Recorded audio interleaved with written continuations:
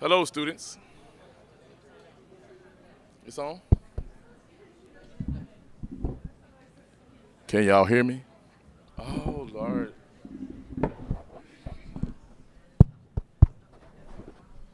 Hello. It's good for y'all, but it ain't good for them. Okay. All right. Well, I'm going to use my regular voice because, yeah, this is our first time having this event in this room since they remodeled it. And it was before the pandemic when the world shut down and some people lost their mind. But we're back here today for our annual Martin Luther King Memorial Lecture. So we're going to open it up with singing Lift Every Voice and Sing. I'm going to lead y'all through the singing. The lyrics are up here. Look, I don't claim to be no professional singer, but I can carry a tune in a bucket. So let us stand. Lift every voice and sing till earth and heaven ring. Ring with the harmony of liberty. Let our rejoicing rise high as the listening skies. Let it resound loud as the rolling sea. Sing a song full of the faith that the dark past has taught us. Sing a song full of the hope that the present has brought us. Facing the rising sun of our new day begun, let us march on till victory is won. Give yourself a hand. Yeah. Y'all can sit down now. Yeah. And I'm patting myself on the back too. Yeah, we got through that song. So now I'm going to turn it over to my colleague, Dr. Malcolm Boston.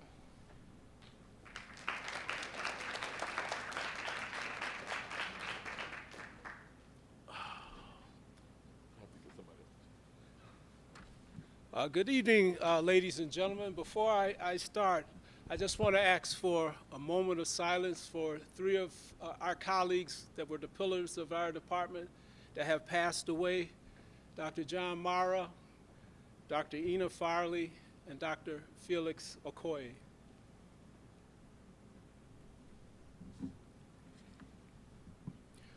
What I'm reading right now is a statement that Dr. Mara has left, and it's fitting because I think his words are wonderful. He says, for the past 32 years, the Department of African and African American Studies at Brockport University has conducted the annual Dr. Martin Luther King Memorial Lecture in February on campus. This event has been attended by faculty, staff, students, and the greater Rochester community.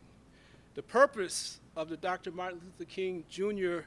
Memorial Lecture is to bring scholarly examination of some aspect of the African American experience to Brockport and the surrounding community. Typically, the subject relates to Dr. Martin Luther King Jr.'s concept of the beloved community. And this is a concept that he focused on in his last book that was published in 1967, entitled, Where Do We Go From Now? Where do we go from now at this point in time? Within the past, we have had a series of speakers that have come here. Coretta Scott King is one of those speakers that has come here and honored us. Dr. James Turner from Cornell University, Maya Angelou has come here. Angela Davis recently has come and graced us with her presence, and a local mayor, Mayor Lovely Warren. It is the goal of the African and African American Studies Department at Brockport University to continue to bring to campus such scholars and activists so that the university and the surrounding community can engage themselves with scholars and activists so that we can progress this community in our minds. At this point in time, I would like to invite up the president to give her welcoming address.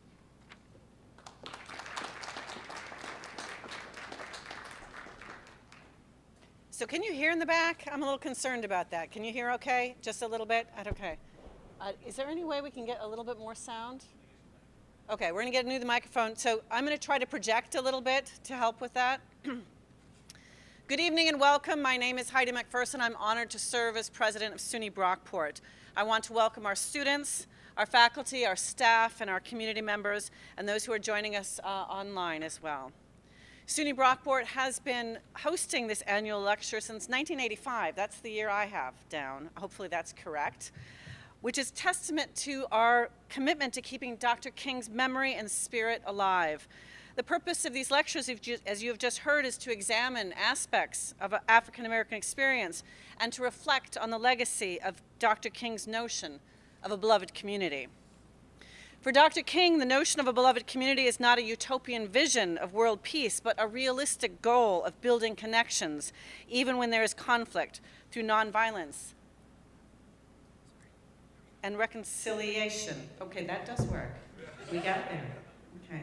One of the many components of Dr. King's life and work that I so greatly admire is his passion for education and how he fought tirelessly for educational equality. Dr. King believed that education was the key to unlocking the full potential of individuals, and he was deeply committed to ensuring that people of all races had access to high-quality educational opportunities. It is such an honor and a privilege to join you and be part of honoring his legacy today, and I'm very much looking forward to hearing from Dr. Harden in a few minutes. But first, I want to thank the Department of African and African American Studies, BSG, and the Office of Equity, Diversity, and Inclusion for working together to put this lecture together this evening. Again, thank you all for being here tonight. I'm sure we'll all enjoy tonight's program. And please welcome Miriam Noor, our BSG Vice President, to the lectern.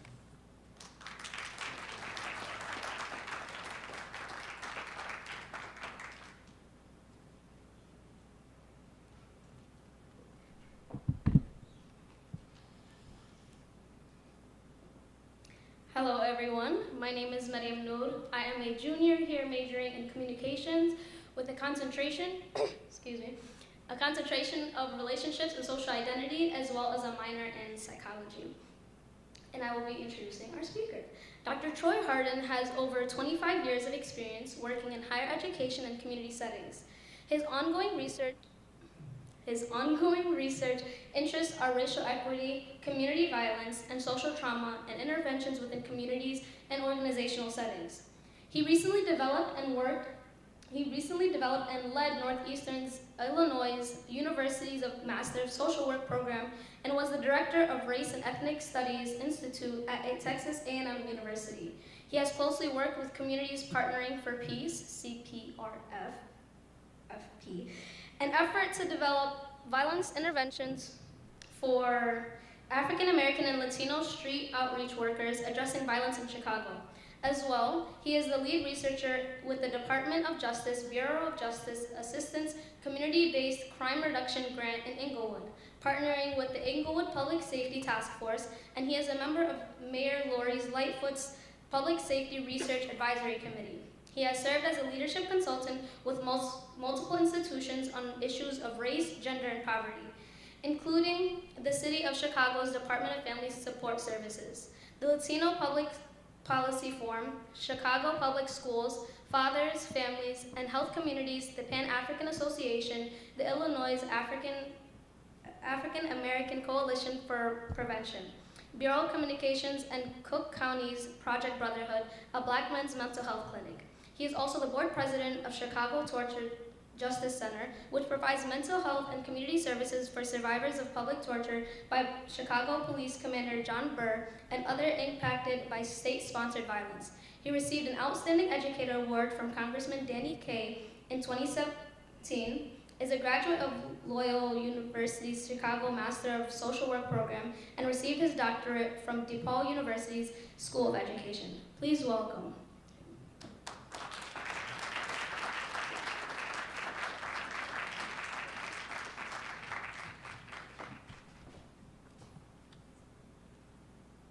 That ain't it. There we go. So you got it.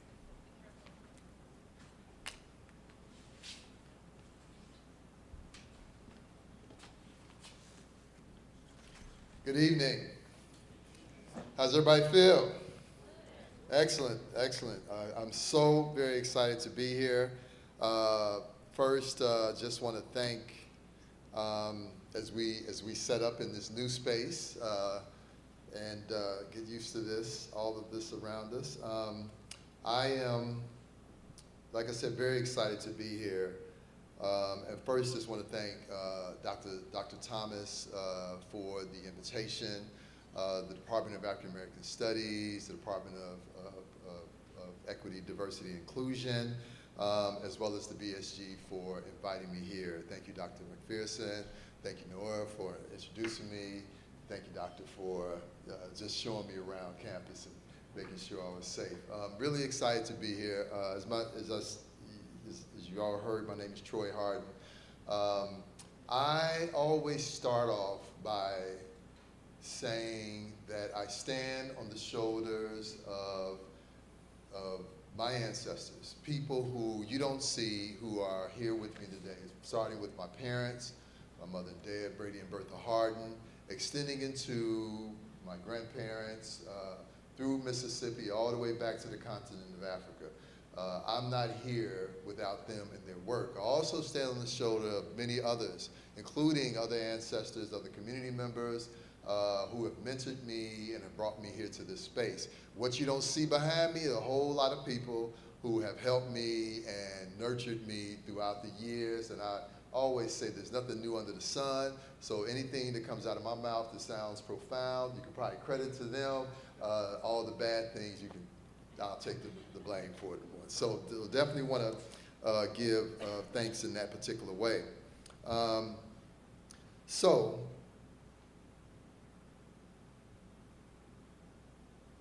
I only have a minute, only 60 seconds in it. Forced upon me, didn't seek it, didn't choose it. But it's up to me to use it, only a tiny little minute, but eternity is in it. I heard this quote back when I was a student at Morehouse College, way back in the 1980s. And it hit me hard, it touched me actually pretty deeply. And I'll say it again, I only have a minute, only 60 seconds in it. Forced upon me, can't refuse it, didn't seek it, didn't lose it, didn't choose it, but it's up to me to use it, only a tiny little minute, but eternity is in it, right? When I heard it, I was struck by the immediacy of it. I was struck by the meaning of it, but also how it hit me that I had to take attention to the moment. It was my freshman year at Morehouse, and I was a young person who was from both Gary, Indiana, and Chicago.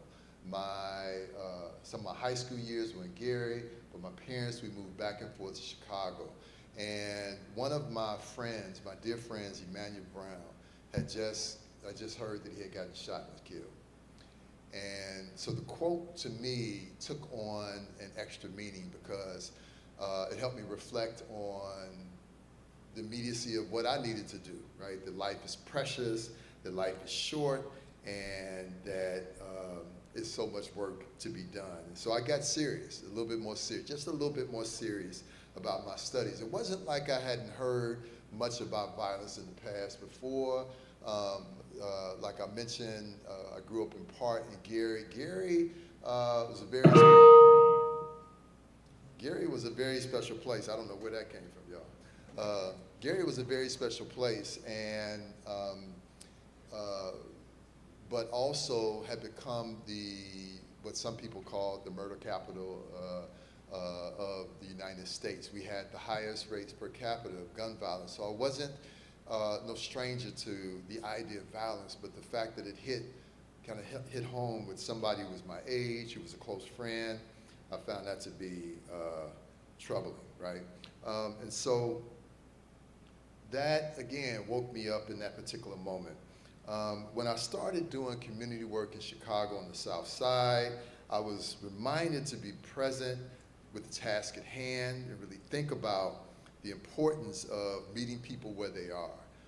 This level of immediacy is kind of a social work's creed, right? To really understand where people are coming from. For me, that quote again, that poem, only having 60 seconds, understanding that everybody comes to the table with different experiences, a different grounding, a different understanding that may be unique and different from mine, was mission critical. And so the quote again and the poem again meant something special to me. Later, in working with men and women in some of our country's prisons that I had the good fortune and opportunity to do, and later with the issue of moral injury with some of the nation's veterans, it also took on a special meaning because I also reflected on the fragility of life and how a lack of accountability or some unconsciousness could mean to the loss of life. These former service people, as well as those folks who were on the inside, taught me to pay attention, right? And to understand that life can be just a minute. In an inverse way, it also helped me to consider the grace of a single moment and the fullness of eternity in a particular way. And so Brian Stevenson captured this well when he talks about this idea of not judging someone by the worst day of their lives. He said that everyone is more than just one day or the worst moment of their lives. And so in an inverse way, I also understand the eternity of the moment, right? Having made a mistake, right? And understanding the forgiveness inherent in making a particular mistake. In this vein, my work then on addressing gun violence, working on efforts in Chicago and beyond to build communities of peace, became critical for me. It became a place where I could both allow folks to have grace and learn from, but then also understand and work with families around the immediacy of some of the things that would happen. I work closely with people on the front lines, working to address violence in its multiple forms, including interpersonal violence and structural violence, and even recognizing some of the challenges of what would happen from a systems level. I'm finding this mic a little bit weird, just simply because I'm used to using my hands when I talk a lot, right, y'all? But it's all good, it's all good. One of the things that I think about a lot in that poem I mentioned, the poem is from Dr. Benjamin Mays. You gonna try to hook it up?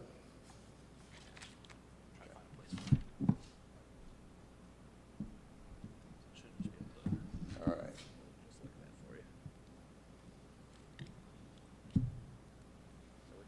Boom. Can y'all hear me? Yeah. Good? All right, wonderful, excellent, excellent. All right, I feel a little bit freer. All right, so one of the things that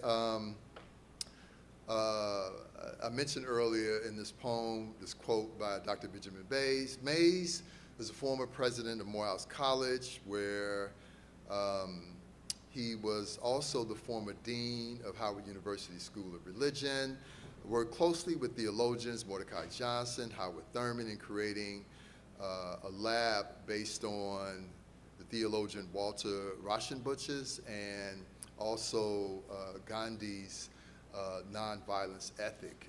Through that particular process, they honed what would be an emerging social gospel that would infuse and support religious leaders and community leaders throughout. Mays would later go on to leave Howard and become the president of Morehouse, and thus began to be connected to Dr. Martin Luther King. King, as a student in Morehouse, fell under the tutelage and mentorship of Mays. I think about those experiences in that time period for King, who was growing into an emerging leader. King, when I was at Morehouse, one of the things we used to hear about was that one of my professors was Dr. Guy, who also was the dad for Jasmine Guy from Different Worlds. Some of y'all might remember that. And Guy actually went to school with Morehouse, so, with King. So he would tell us stories about King. One of the things he would say, King was younger than many people. He entered college when he was 15, 16, and thus short in stature, but big in energy. They came to love and respect him, but also gave him a hard time. But it was reflecting on those moments in those early years. Mays took a liking to King during that time period. It was there that King began to learn about nonviolence and the social gospel for the first time. I think about the idea of how we are always more than what people see in front of us. Just as I named earlier the ancestors and having people behind me and around me, very similarly, King did not just appear out of the blue, right? He had these people who mentored, who nurtured him, and who supported him when he was an undergrad, and even before, starting in his father's church and the community members around them, into his career, his pastorship, and his work. A lot of times we see a celebrity, and it's as if we think they fell out of the sky, right? We look at them, we worship them, we talk about them, and we don't understand, again, that they come from somewhere. You know, I learned early on that we don't get a Muhammad Ali without getting an Odessa Clay and a Cassius Clay Sr. I learned early on that we don't get a Beyonce without a Tina Knowles and a Matthew Knowles. We don't get a Michael Jackson. We definitely don't get a Michael Jackson without Joe and Catherine Jackson, right? We don't get a MLK without MLK Sr. and Alberta King. We don't get a Kobe Bryant without Jelly Bean Joe and Pam, right? So we come from somewhere, right? We come from a legacy. People pour into us. And in that sense, we have an old saying in Chicago. They say that, and you have heard this before, it's not who you know, it's not what you know, it's who, what? Finish it. You know. No, it's who sent you. It's who sent you, right? So yes, the old thing is who you know, but who sent you then? And it's a play on words that thinks about, you know, this idea of who you're politically connected to. But in a deeper sense, I heard something that the scholar Ruthie Wilson Gilmore talk about when she got to Princeton and being a student, that years before, her parents and grandparents had a legacy of working, eventually working at the university, and that then her role in coming as a student, they prepared her eventual admission. They prepared her they prepared in their lives and their work for her coming. You know, I think about my parents. My parents had a 4th and 5th grade education out of Mississippi, right? But they had a dream. They had a vision for their children to go to college. We are the dreams of our ancestors, right, in this particular way. And so I think about those kinds of things, you know, and I think about you as I look out in the audience. I know that there are a lot of first-generation students who've come here. I know there are a lot of folks who've come here, and, you know, their parents may not have gone to college, but ultimately they paved the way for you to be here today. You were sent, right? And I think that's important for us to consider, because again, we look at the work that we do. I look at the work that I do sometime, and I question, you know, should I go on? I'm a little tired. Maybe I just stay under the radar. But I have to remember, I was sent, right? And so in a sense, King was sent. He was supported and mentored, supported by Mama and Daddy King in that particular way. He belonged to some people. He belonged to someone.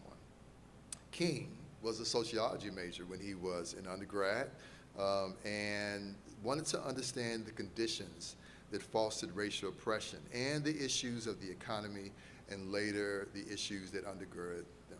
King, in seeking jobs to work while the school bypassed more privileged jobs that he could have got.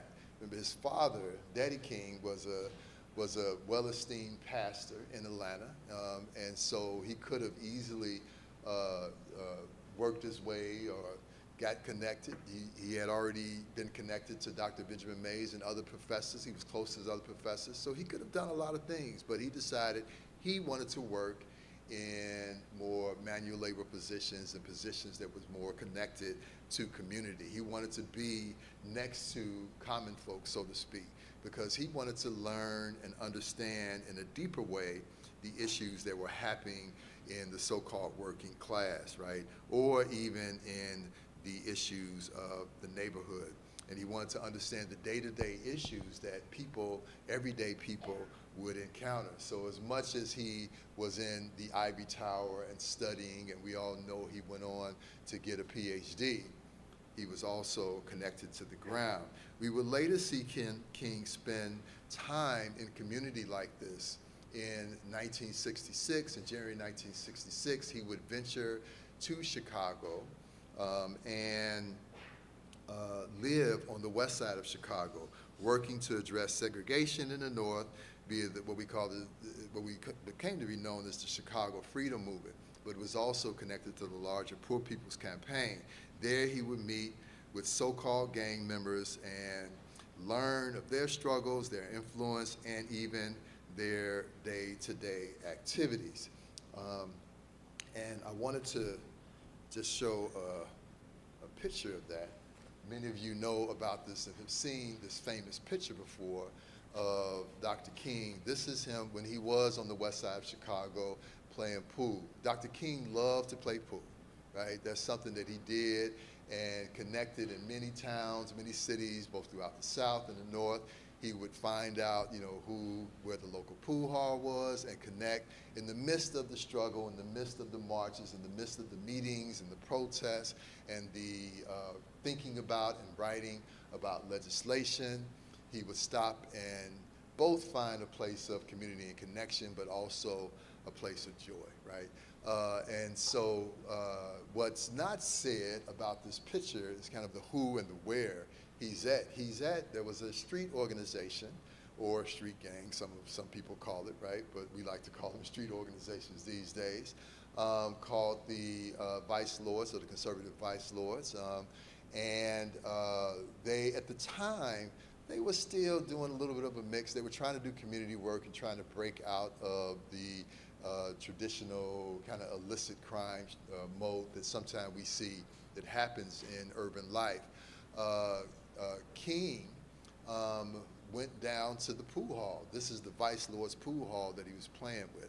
And so although some of the men are connected to King and the movement, other young men in there he regularly played pool with and hung out. King was a king with a common touch. In a speech a couple of years later, the Chicago chapter of the Black Panther Party leader, Fred Hampton, would, in a sense, challenge this idea of the mountaintop in the speech. And what he said was, yeah, the mountaintop's cool. And it's all good that people go to the mountaintop, but we need to get in the valley. Stated Hampton, he said, while we take it,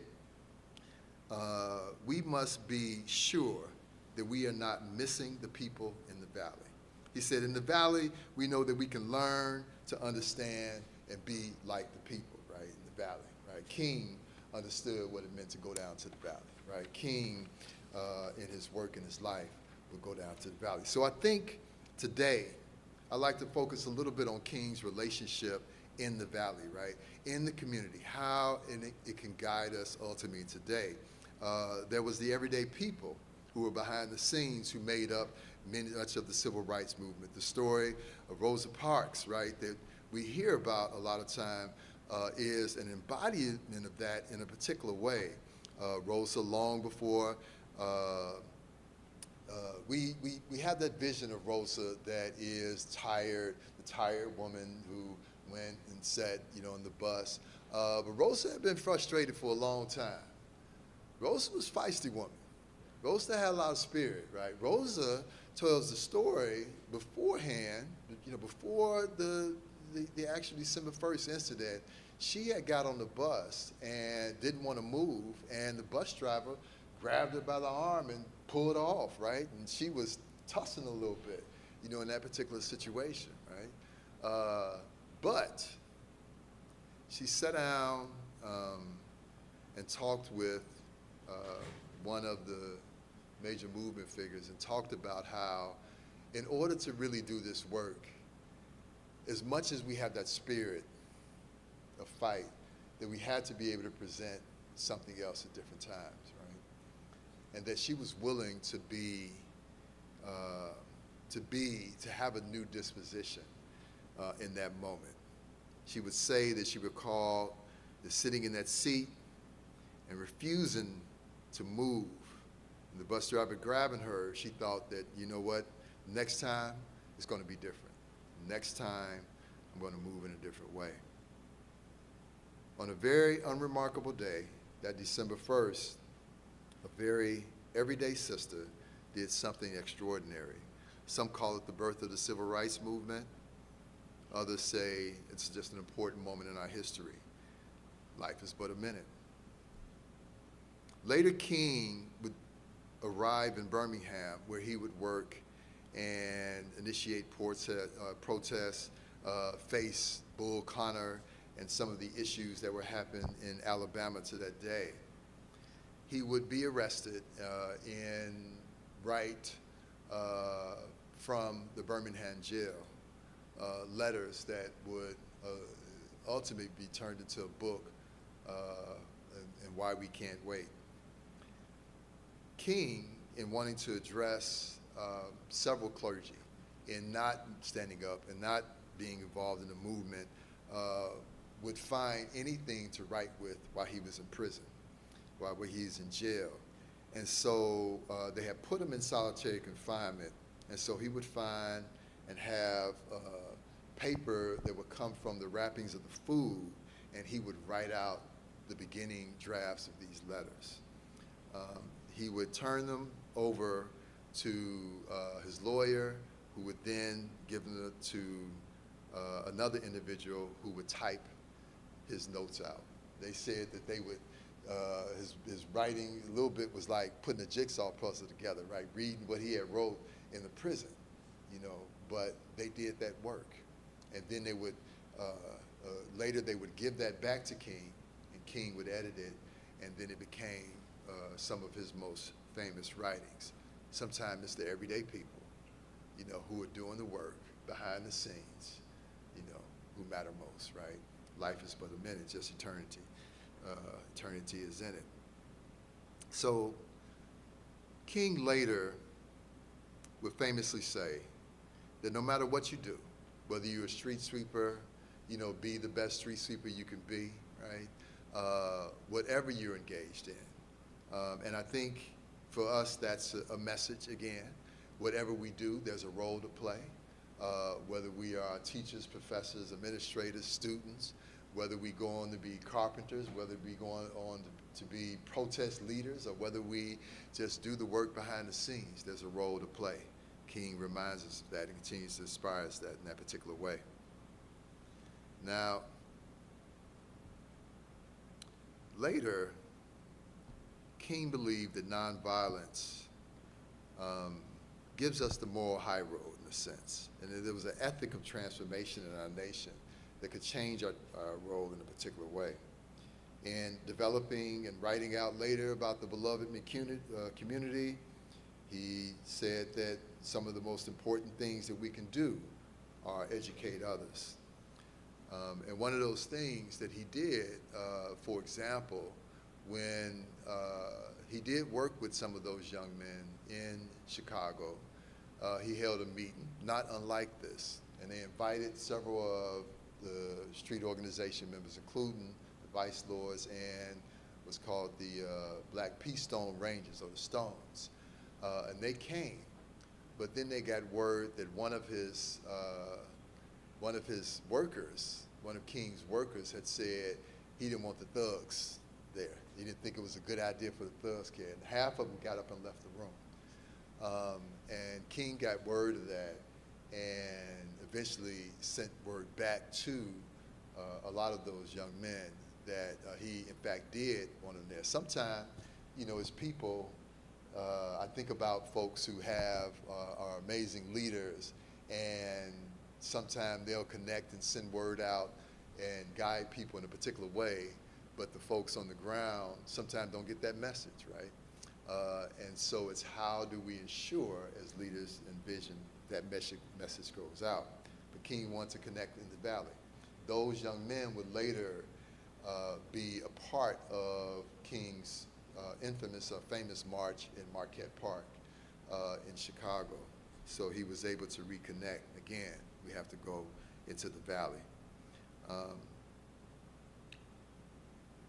So I even read last week, and some of you might have saw this, that currently the person who resides, or our commander-in-chief in 1600 Penn, Pennsylvania Avenue, had a Heroes Garden celebration or talked about this idea of a Heroes Garden.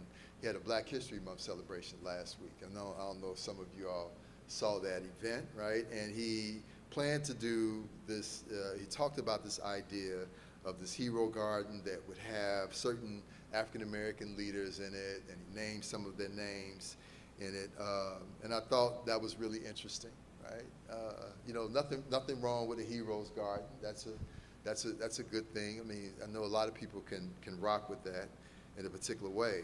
But I thought about this and wondered, would he consider possibly having Lorraine Hansberry in that garden, right? Maybe a statue with Lorraine Hansberry and her father. You know, Lorraine Hansberry wrote this famous play, Raisin in the Sun, and her father was Carl Hansberry. Carl Hansberry had filed suit after being discriminated against for housing in Chicago. That it went all the way up to the Supreme Court.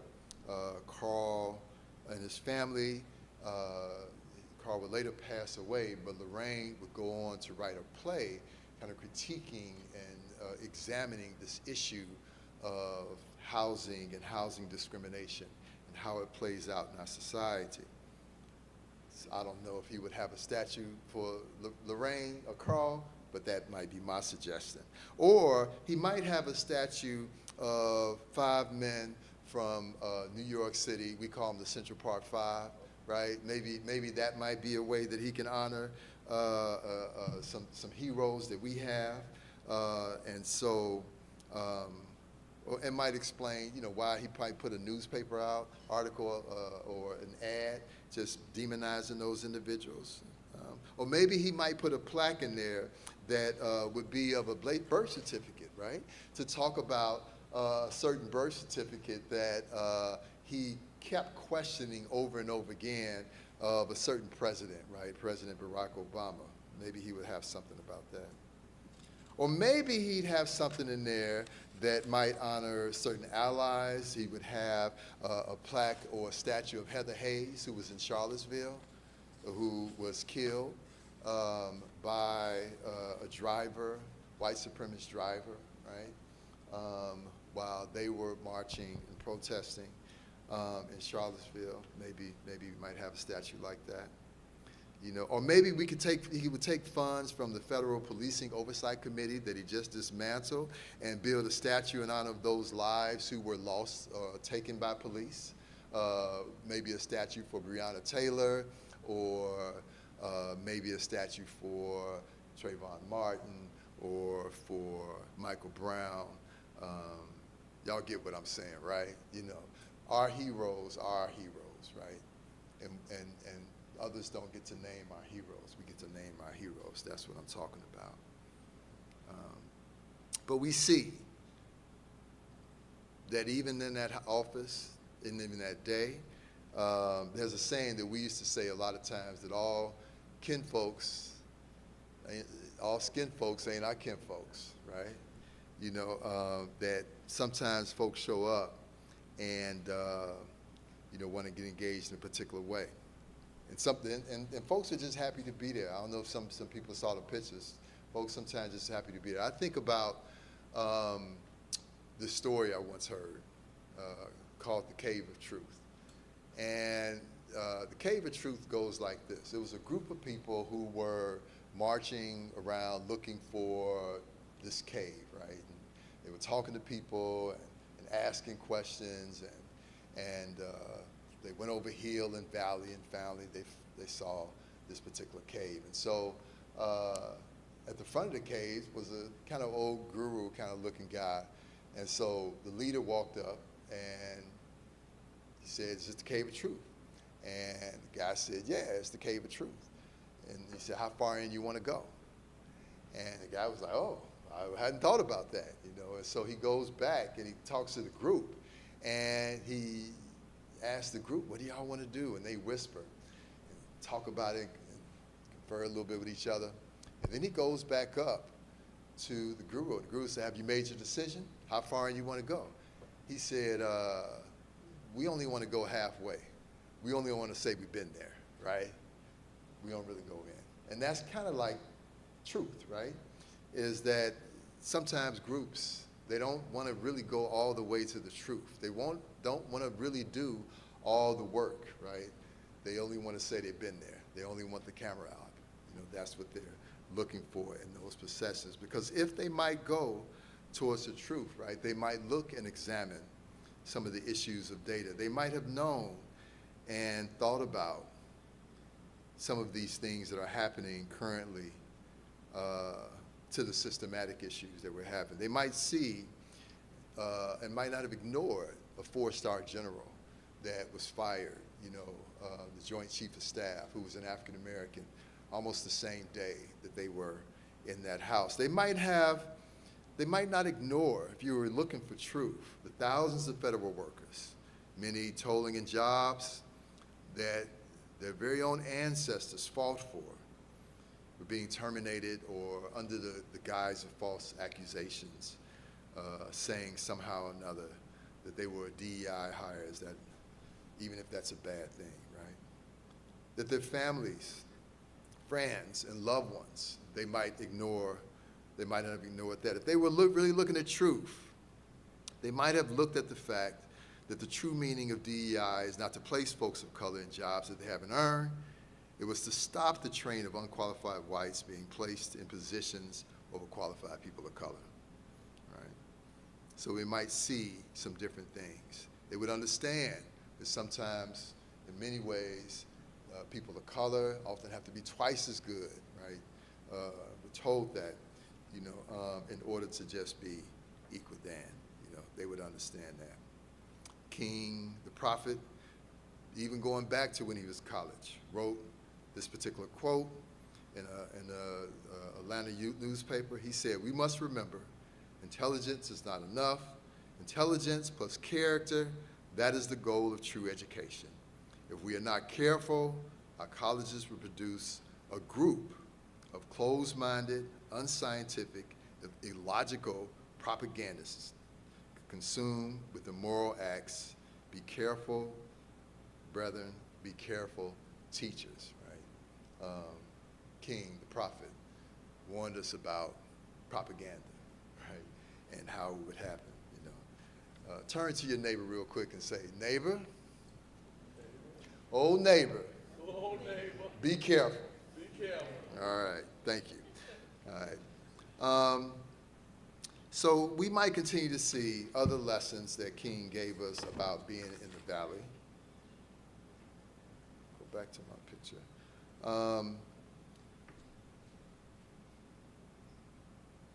King would give us and continue to lead us in a way about this nonviolence. I'm often telling students that this generation of students is far more articulate about certain issues than my generation or any generation of students that I've seen before him, particularly prior to the pandemic. The students today are far more versed on issues of race, class, and gender, and in part because I think what happened associated with George Floyd and the summer of uprising. I know for me, my classes are far more richer in conversation and discussion about these issues. There's less fragility in bringing to the conversation. People are willing to go places that they may not have gone before. Second thing that I hear a lot, that I see, that the current generation of students are bringing is an awareness about mental health and mental health issues, right? They're more freer to talk about these issues, and both in saying the vulnerabilities they're experiencing, but also in pushing the envelope around the need for folks to take care of themselves. The overall discourse associated with mental health and awareness has grown and advanced in a tremendous way. They're also much more vocal and verbal about the dangers of technology, both its benefits and its use in our world, but also concerns associated with social media, often related to mental health, but nevertheless still connected in a particular way. In this way, I've seen that people have began to talk freely about the feelings of anxiousness and anxiety that have come up over the past 30 days associated with many of the things that are happening in this world. And in this way, feeling things deeply, and not just students, everyone is talking about these particular things. They're talking about things differently, more openly, right? Asking harder questions of our world and our society in a greater way. I was thinking about a time when I was at Morehouse, and we had an assembly every week that we had to go to. And part of the assembly, we would get credit, and they would have speakers who would come in and share with us different issues. Sometimes we had a local activist, sometimes we had academics or even famous people. On this day, Benjamin Mays, Dr. Benjamin Mays, the quote I mentioned, had just passed away. And Dr. King Sr. came to talk to us. And he came up to the podium and he said,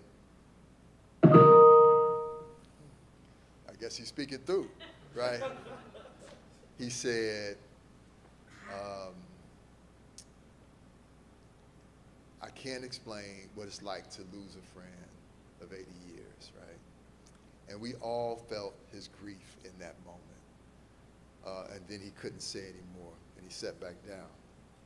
And we lost Daddy King within that year. There was something about hearing from a old warrior, if you will, a pastor, a king, right, who had lost his son to gun violence, who had lost his wife to gun violence, right? Those who don't know the story, Alberta King, a gunman came into the church one day, attempting to assassinate King himself and killed Alberta. So he had experienced loss on multiple levels, and now he had lost a friend. Our heroes come from somewhere. And at times in the great U.S. imagination, again, we want to believe that they don't. The Brown scholar, Juliet Hopper, writes about grief in this particular way. She says that our country has experienced, we're still in what we call a wake, she says, that we haven't quite recovered from what happened in this country associated with slavery. She said even when Reconstruction happened, and even this period where folks were really trying to get it together, folks balked. And a lot of the things that were done to advance and build equity and equality in our society began to be reversed. I want you to turn to your neighbor and say, neighbor, old neighbor, we've been here before. Yeah. So, in a sense, this dealing with and still trying to reconcile great sin of our past, we're still in a state of grief.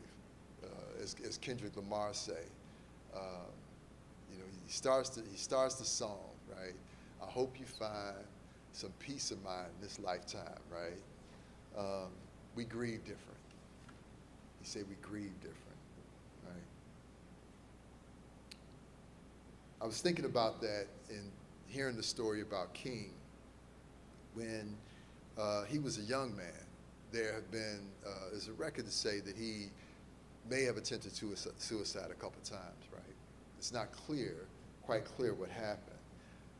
But on one of those occasions, he was playing with his brother, and his brother got on a banister and slid down this banister and ran into his grandmother. The grandmother passed out, and King was very close to his grandma, right? She passed out, and King thought that he had done something to hurt his grandmother, ran up the stairs and jumped out the window, right? And he didn't hurt himself seriously, but that's how the grief hit him, right? We grieve different, right? I remember being in the 8th grade, and we had a big play.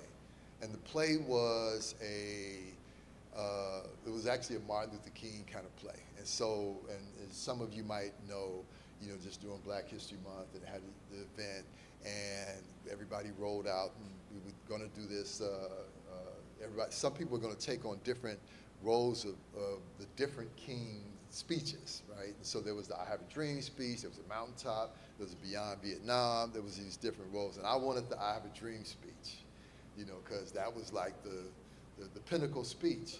But they didn't give me the I Have a Dream speech. They were like, no, they said, we want you to do the Mountaintop speech. Now, if you know anything about the Mountaintop speech, that was his last speech, right?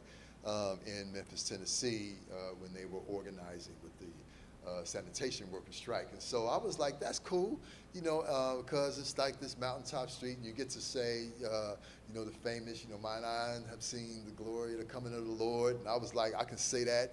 But then really, it was, they kind of confounded the scene. And so that both that I would say the speech or an excerpt from the speech, and then I would get shot right there, right? And I was like, cool, because I wanted to get shot, you know, and I thought that was a cool thing, you know. Like I said, we grieve different, you know. Some of it was just to hammer me once, people to see me roll on the floor, right? But that was it, we grieve different, right, in that particular way. So I think about these experiences. One of my dear friends works with an organization called the Institute for Nonviolence. The Institute for Nonviolence works around issues of building peace in communities in Chicago. We've worked to train many people who work in the streets around the practice of nonviolence. And in talking with him, and I talked with several of them, some people fully buy into this idea of nonviolence. Some folks are like, I'm not so sure. But they try to make the walk. They try to walk the walk. And we talk about the practice of it in a particular way. So Sam tells the story about how he learned, you know, to really think about this idea of suffering, you know, the principle of accept suffering without retaliation for the sake of a just cause, right? And how difficult sometimes people find that sense of sacrifice for themselves, right? This idea of sacrificing oneself for a just cause. It makes sense on paper, but when we talk about the actual pain of it, it gets a little bit uncomfortable. And so I said, well, Sam, how do you model that? And Sam told the story. Sam said, look, he said, I was driving down the street. Everybody knows I do community work. I used to do outreach, but now I'm like a vice president. I'm an administrator. He said, but I was riding, and my son was in the car, and my car got shot up. And my history is that if somebody does something like that, we go take care of business. He said, but I knew that it was a certain street organization, and they were just shooting random. You know, they thought I might have been somebody else. They didn't necessarily think it was me.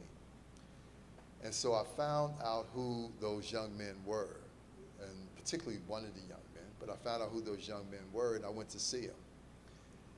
Sam said he went to see the young men, and there was about 6 of them, and he started talking to them about, hey, you know, I'm not coming to bring any heat. I'm not coming to bring any drama. And, you know, I'm just here to say, hey, you know, just be careful. And he noticed that it was one young man who wouldn't look at him. And he knew that that was a young man who had shot his car, right?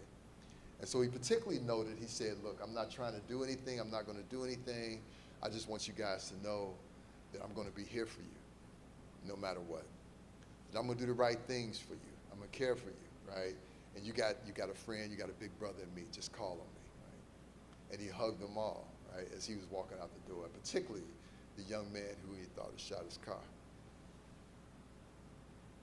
In that moment, accept suffering without retaliation, right? That's what Sam modeled.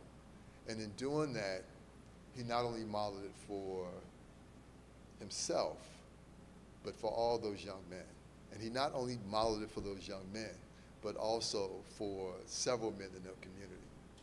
The Institute for Nonviolence started out in Providence, eventually became an instrumental role in what we now call the Boston Miracle, which saw violence numbers dramatically reduced to 0 in Boston, and now is in Chicago, right? That kind of work, really holding on to the principles of King, right? The Kingian principles of nonviolence really center the idea of not just suffering and sacrifice, but also that the universe must bend towards justice as well. A few years ago, I had a conversation with Dr. Bernice King, kind of almost like in a forum like this. And we talked about, you know, all the legacy of her father, some of the things that he was encountering. And it came up, the question came up about just in general what she missed. And she started talking about how she missed having a father in the household, that the things that she didn't get, like she liked to play basketball, and she didn't have a father who could come to a basketball game. King was killed when she was a little bitty girl, right? Or when she had difficulties with relationships, she didn't have a father who would kind of, you know, hold the line or even support her in a particular way. At some point in our conversation, I have a daughter, I have a 17-year-old daughter. At some point in our conversation, it became me, a dad of a daughter, talking to a daughter of a man, right, of a dad. And the question then came up about, and it came from the audience. I couldn't bring myself to ask it, but somebody else asked the question. They said, well, Dr. King, you know, Dr. Bernice King, they said, do you regret that your father was killed? He said, do you miss, you know, him? He said, yeah, I miss that, but ultimately, I don't regret that. She said, because my loss was the world's gain. Sacrifice, right? She said, I gladly release that, you know, my attachment to him not being with me for the gain of the world. That's sacrifice. That's the spirit of suffering without retaliation for the sake of a just cause. Right? In 1961, King talked about a fear and loneliness that he felt. And I imagine that he probably felt similar to many of us during this time now, where we feel the anxiety, the stress, even the loneliness, you know, asking the question, are people feeling like me? When I look at my social media and I scroll through every day and I see this particular issue come up or this particular thing happen, are people feeling like me? Am I all alone in this, right? I imagine that there were times where even in the midst of the struggle, in the midst of gathering people together, that fear was felt. That as he connected in prayer, he talked about this growing feeling of what he called a cosmic companionship, right?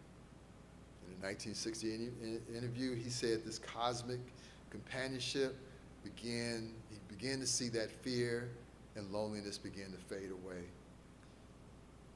because of his commitment to what he called a moral ideal. In striving for justice, we are not alone. The divine is with us, as well as the universe. King believed that the universe ultimately arced towards the good, right? And that arc of the universe leans into justice, leans into healing. Life is but a minute, forced upon me, didn't seek it, didn't choose it, but it's up to me to use it. Just a tiny little minute, but eternity is in it. It's my belief that King, in his connection to people, in his undying faith, and ultimately in his understanding of this deeper connection to this larger universe we're in, right, allows us to remember who we are and do the part that we are designed to play. Thank you very much.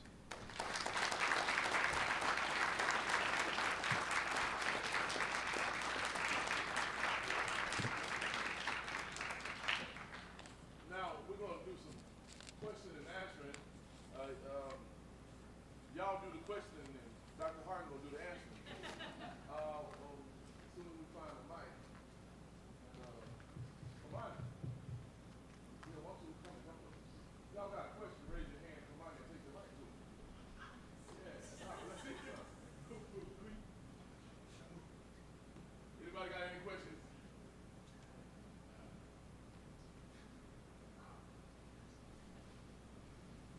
Oh, nobody wants to do the first one now.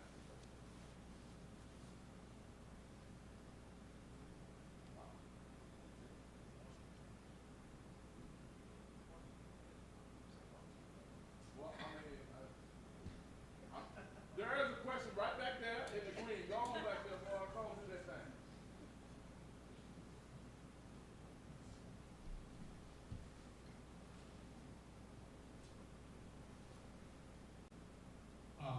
What political figure that's popular today do you see Dr. King the most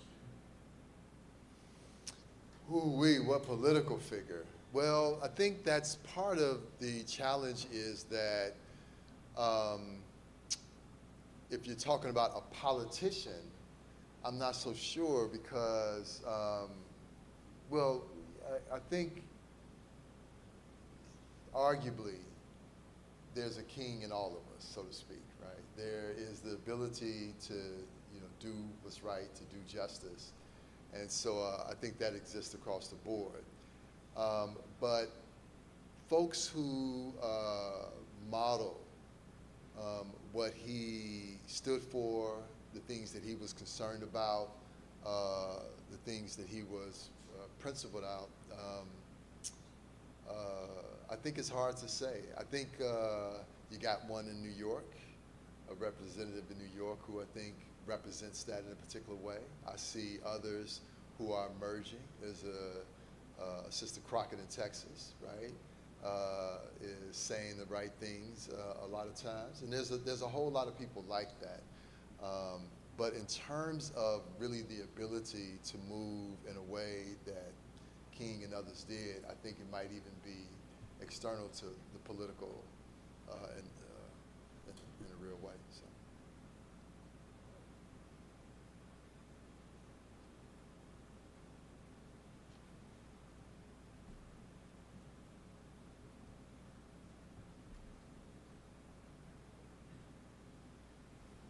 I think in the time that we're living in, I think it's very hard. So for some people, it's hard to do things that Dr. King did. What would you say to people that want to still stand up for justice, but might be worried about certain things that might happen to them? Yeah, there's a risk, certainly at different times to stand up, and particularly when the threat of authoritarianism is with us. How does one, take a stand? I think recently there's been I think photos duplicating the individual standing in front of the tank at Tiananmen Square, for example. We're seeing things like that. But again, that doesn't cure, my being afraid to take that risk. And what I invite people to do is to figure out, particularly in this time period, to figure out ways of being in solidarity with individuals.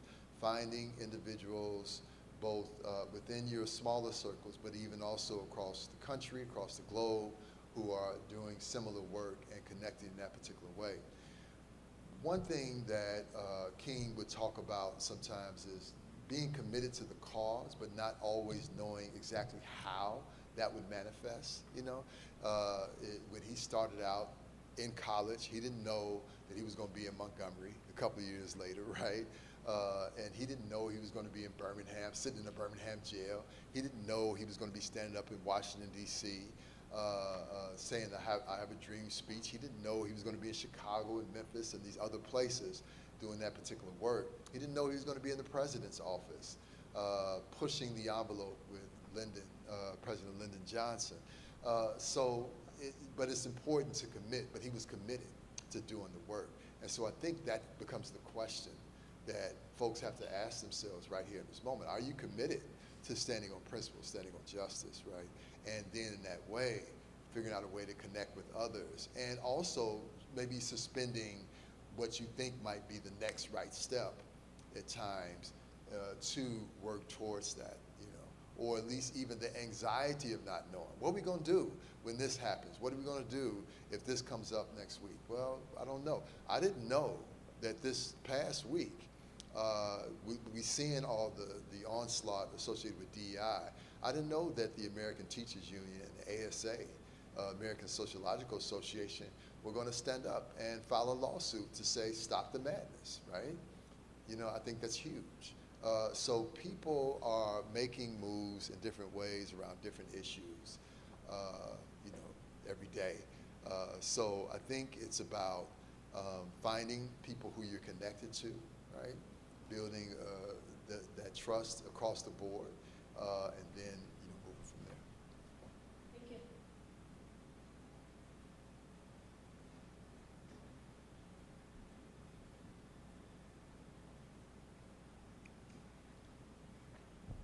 Martin Luther King Jr. is very important. I find it interesting why we talk about him today, not like by the speeches labeled Malcolm X. Do you think there's something that King did that was more important than the rest of the civil rights activists? Why do you think we celebrate him so highly today? If I'm not mistaken, I didn't hear you all the way, but basically, why do we celebrate King and not a Malcolm, for example? Yeah, I don't think it's, so I think there were some obvious reasons for that. Part of it is because of the overall, even the propaganda and the marketing associated with his image. That's a very real thing that's happened in our society. I've seen, and some of you have seen it, folks who advertise parties on Martin Luther King Day, and they put out these bulletins and flyers and stuff like that. So we've seen some really kind of heinous things. And there's that old episode of the Boondocks, right, where we see King came back, how, he'd have some challenges and problems. So these things, are real in terms of how we have negotiated with his image, in a sense. And in some of that, we've softened the real King. As I think I might have said, King nonviolence is actually courageous, right? It's actually to really be able to do what Sam did, right? Which is to not retaliate, to not act out, to not go get a gun and shoot somebody who just shot his car, in fear of reprisal, because ultimately having a reputation, once you do that, then you get marked with a certain label that you aren't going to protect yourself, that you aren't going to defend yourself, that can be quite problematic. So that type of courage, right, that King demonstrated, that King stood for, I think was pretty boss, right? So I think that's gotten whitewashed to a certain degree, and I think overall, when we what I try to do is I lift up Malcolm was my hero, right, in the 70s, because I thought he was much more of the activist and action-oriented in a particular way. And King, many of us thought of King as being not as powerful as a figure, right? It wasn't until later that I really began to study and understand not just the thought, but the action associated with nonviolence and direct action that would take place, and the work that would take place associated with that. And I don't think we understand that enough. I don't think that's, there go my hands, but I don't think we get the word out enough about that. So for me, all of our so-called heroes and heroines, we don't hear enough about. We don't hear enough about Ella Baker, right? We don't hear enough about, I could go down the list to, people and to get the real truth of their stories, right? We were even talking today a little bit about, we offer readings in class, and students sometimes do some of the readings, sometimes they don't do none of the reads, right? But within the context of these carefully selected readings that your professor offers, right? A lot of times there's these real pearls about the tough nature of many of our freedom fighters, right? That we should be studying all the time. So I hope I answered your question.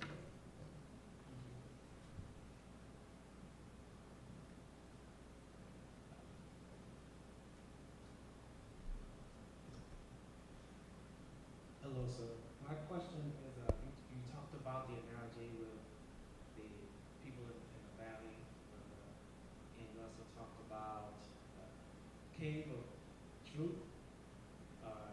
The deeper you go, the more it'll be tougher. The deeper you go. So my question is, here and even on this campus, this Brockport campus, we have race issues. So how will you come about to say the power that be to affect to change? How do we go deeper in the cave? Go deeper in the cave. Yeah, I think it starts with, excuse me, and I'll go back to the principles and of the beloved community of nonviolence. One of the first places that in our work in community settings is education. And when I say education, I mean both the formal aspects and the informal, and the understanding the nature of a particular issue. A lot of times when an issue comes up, folks can be very passionate about their particular side, whatever that side is, but they don't have all the information.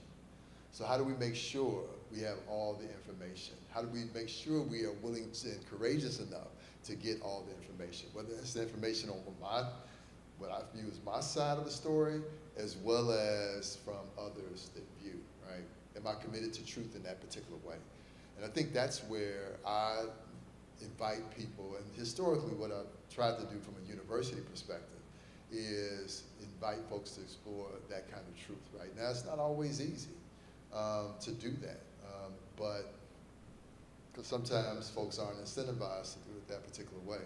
But I think that becomes the place of start. Even if it's conversations, one of the things that the beauty right now that we have at the university level is academic freedom. And which then allows us, in a good way, we should be able to explore and engage in different areas related to our particular academic discipline. So, for example, my university, we created a whole committee around that because we wanted to make sure that we would protect the classroom, right? That we could protect research in times like this, that we would make sure that if a professor actually came up against and would say something, or even a student would say something that some would argue might be outside of a norm, right? Or might be considered to be offensive to some, if it was in the connection to the academic discipline, if it's connected to what one is studying and reading, then ultimately it's grounded in, or it should be protected by academic freedom. And ultimately that person should be supported in a particular way. So that's just an example of how at our university we've stayed committed to truth, and I've heard others doing that. Is to be able to ground it in something that has been near and dear to higher education, but also important to continue to foster how we can have a fair and equitable society in a particular way.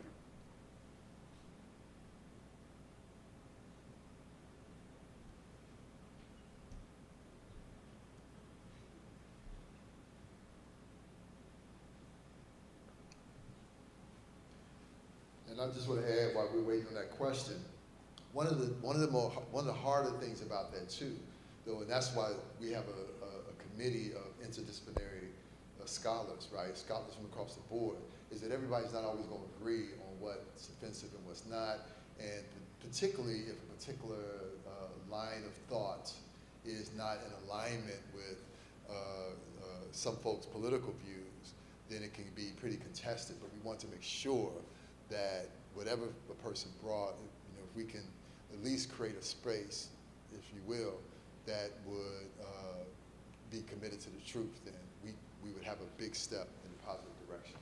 So.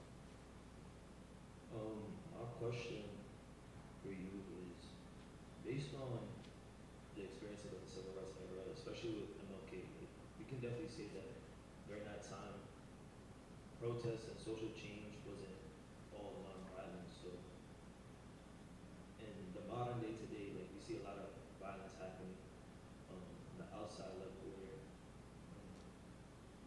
people like us, we want to show our support with fighting against violence, in that sense, of against BIPOC people. So in a time where people haven't had that experience to know how to protest in a non-violent manner, but also make sure that the statement is being heard so change can actually happen, what advice would you give to people today to kind of navigate that experience?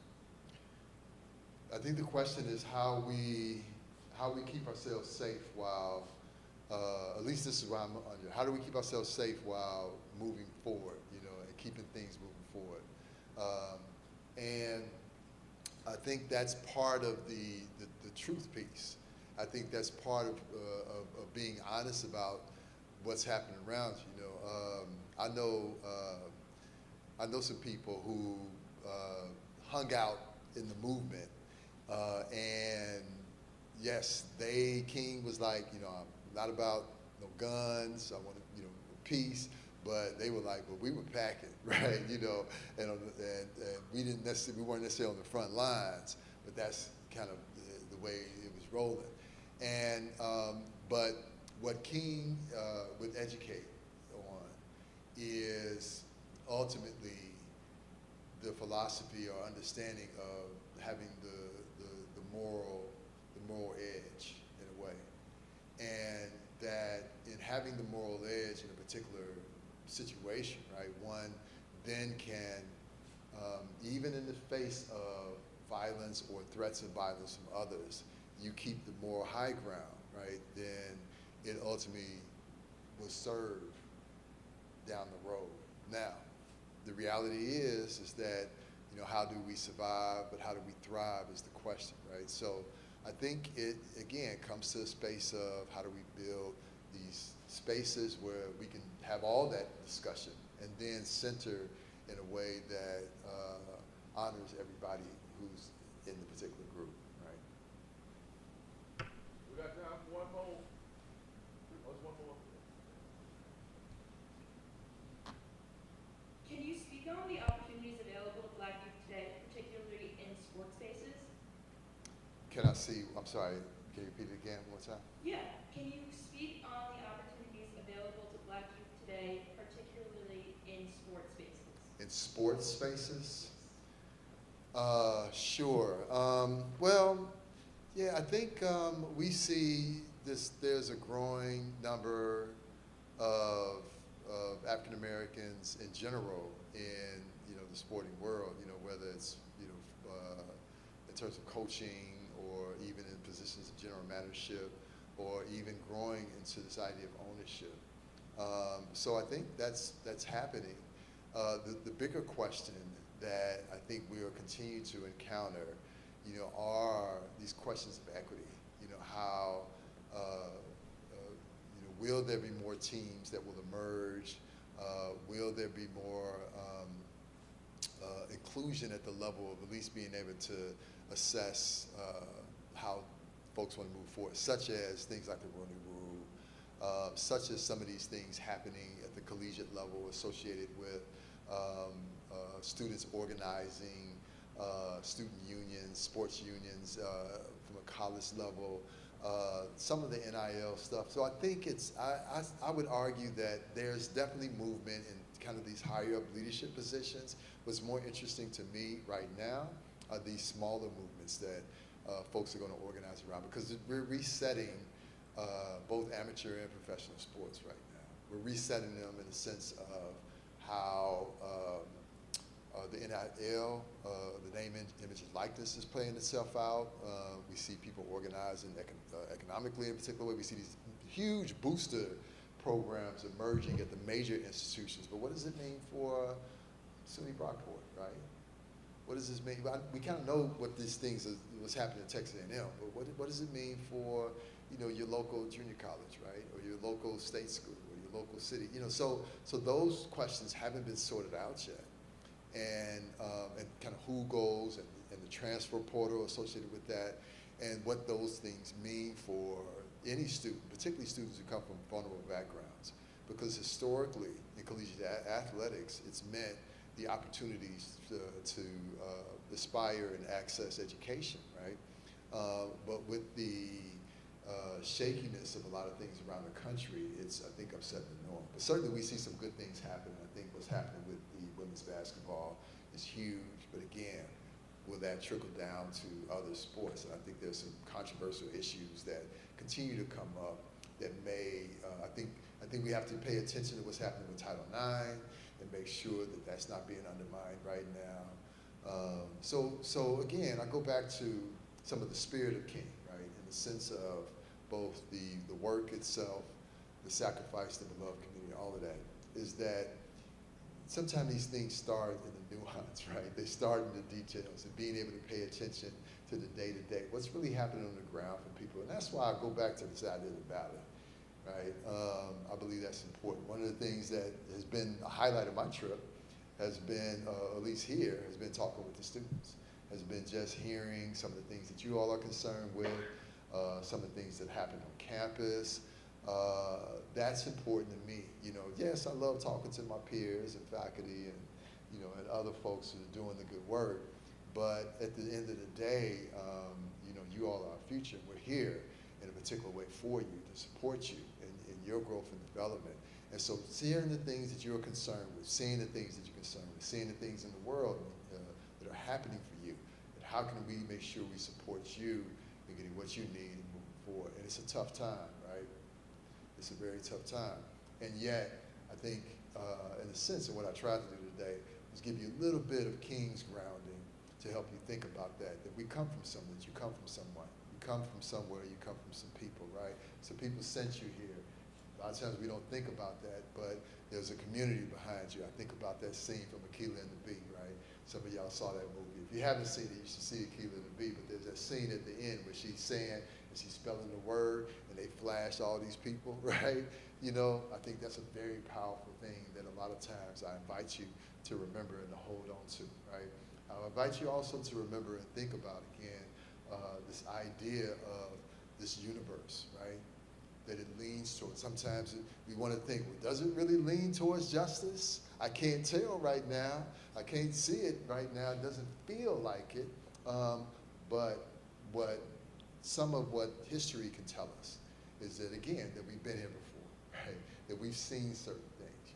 I lived through certain years in the 80s, right? My ancestors lived through some of these kinds of things. And so it's not to say, oh, just suck it up and deal with it, right? But it's also to offer that a perspective is to keep struggling through, to keep fighting through. That we thought that there was talk in 2008 that we in post-racial America. Y'all remember that? and that, oh, everything's over with. We got a black man in office, right? And then we realized, not so quickly, not so fast. And we thought in 2016, oh yeah, we're gonna have women as president. We done got over the gender hump. We in gender equity. Well, not so fast, right?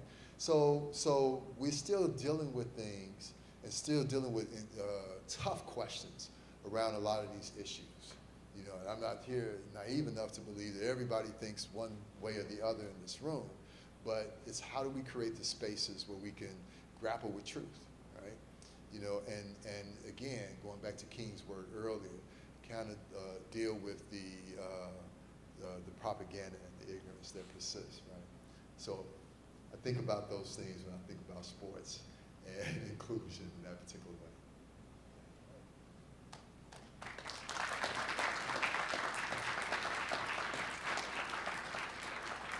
Well, it's been great.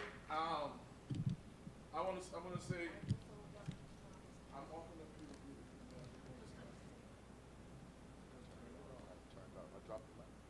Okay.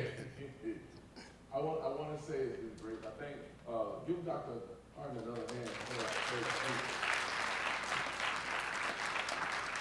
I thank you guys for coming out. I want to thank everybody who's helpful to this, and thank the president and our vice president provost, and for Joe's our associate vice president. Oh, he's gone now. Oh no, he's right there. Okay, Joe's right there, and the vice president for student affairs, and OEDI. Thank you for your funding for this. BSG, thank you.